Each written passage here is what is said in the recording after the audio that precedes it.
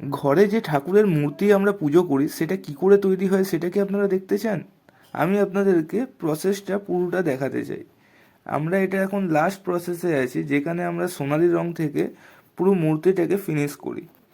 এই কাজটা টোটাল 30টা প্রসেসেরও বেশি থেকে আমরা তৈরি করি। প্রথমে তো আমরা ঠাকুরের মূর্তিটা মাটি দিয়ে আকার দিই, তারপরে ওটার সাথে জ্যোতি, ফুল, তারপরে সুর, এইগুলো আলাদা করে জুড়তে হয়।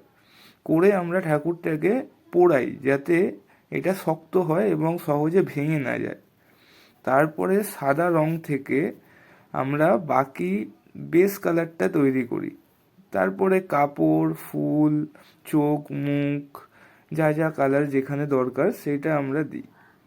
আপনারা এখন লাস্ট প্রসেস সোনালি রংটা দেখছেন, কিন্তু যদি পুরো প্রসেসটা আপনারা দেখতে চান আমাকে একবার কমেন্ট করে জানান, আমি প্রত্যেকটা পার্ট আপনার সাথে শেয়ার করব। আপনারা দেখে অবাক হবেন যে একটা ঠাকুর কতগুলো প্রসেসের মাধ্যমে পরে আপনাদের বাড়িতে যায়। আর আমাদের ফ্যামিলি গত 60 বছর ধরে এই কাজই করে আসছে। আর আমি এই লেগেসিকে একটা ব্র্যান্ডে কনভার্ট করছি। আপনারা আমার জার্নির পার্ট হতে পারেন আমাকে ফলো করে। আমাদের ব্র্যান্ড পুজো প্রিপারেশনকে ইজি এবং পিসফুল করবে।